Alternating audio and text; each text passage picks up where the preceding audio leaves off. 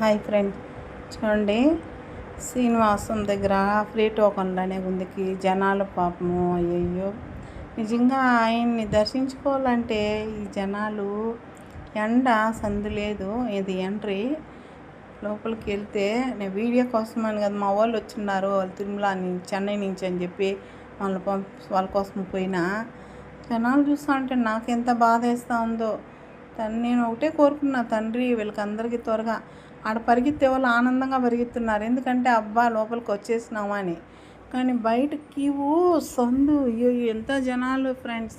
నిజంగా ఆ టోకన్ కోసం, ఫ్రీ టోకన్ కోసము, ఆన్లైన్ టోకన్ లేదని ఫ్రీ టోకన్కి జనాలు మూటలు కట్టుకొని బ్యాగులు ఎగేసుకొని ఆయనకి ఇంత బాగా అంత పరుగులెత్తి వచ్చే వాళ్ళని నిజంగా ఆదరిస్తాడు.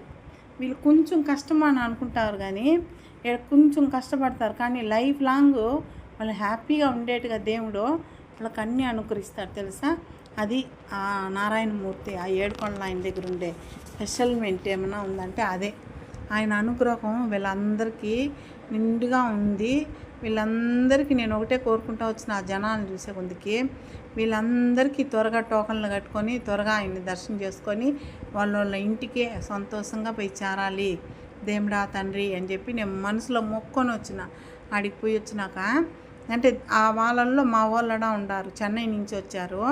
వాళ్ళడ పాపం ఎంత జనాలు అంటే వాళ్ళైతే ఇప్పుడే నీరసకి ఇచ్చిపోయినారు మా వాళ్ళు. అమ్మోళ్ళు వాడాడో ఉండారులే, వాళ్ళు లోపల ఉండారు. నేనే పంపించిన లోపలికి వెళ్ళిపోండి అని చెప్పేసి ఆ నుంచి అట్ట లాక్కొని పోయి మరి అని చెప్పి వాళ్ళు అప్పటికి అరుస్తూ అన్నారు. మేడం అంటే మేము ఇక్కడ ఉండేలా వాళ్ళైనా మేము ముందు ఉన్నాను, ఏడే ఉన్నానని చెప్పి వాళ్ళని తీసుకుని లోపల వదిలినా. సో అంటే కొద్దిగా ముందుకు తీసుకుని వదిలేసి వచ్చిన. కానీ చెప్తున్నాను, కానీ ఆయన అనుగ్రహం ఉండాలి. చెప్పాలంటే శ్రీనివాసం దగ్గర ఫ్రీ టోకన్ కడతారు అంటే పక్కనే ఏం చేస్తారంటే బస్సు దిగుతారు, శ్రీనివాసం పక్కనే కదా అని చెప్పి దూరేస్తూ ఉన్నారు అందరూ. చాలా దగ్గరలో కడుతున్నారు, అక్కడికాడ వెళ్ళి కట్టుకుంటే బాగుండు. ఈ ఎండ ఆడ టవ్ పడుతుంది, ఎండ భయంకరమైన ఎండ. ఆ ఎండకు ఆ బిడ్డల్ని పెట్టుకొని వాళ్ళు చిన్న చిన్న బిడ్డల్ని పెట్టుకొని కూర్చోన్నారు. ఎంత బాధ వేస్తుందో వాళ్ళని చూస్తూ ఉంటే. కానీ వాళ్ళు ఆడ కూర్చున్నాడు. వాళ్ళని అడిగితే ఏమన్నారు తెలుసా, మాకేం లేదమ్మా, మాకు ఎండ కింద ఏం లేదు, మాకు ఆయన దర్శనం దొరికితే చాలు.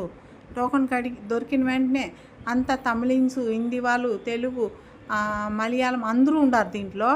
మేము అందరినీ అడిగినా, కానీ ఎందుకు వాళ్ళందరినీ వాళ్ళు మాట్లాడేది నేను వీడియో తీలా. మీరు ఇంత ఎండలో కూర్చోన్నారంటే వాళ్ళు ఏమంటున్నారంటే, ఎండ అనుకుంటే ఎట్టమ్మా మనం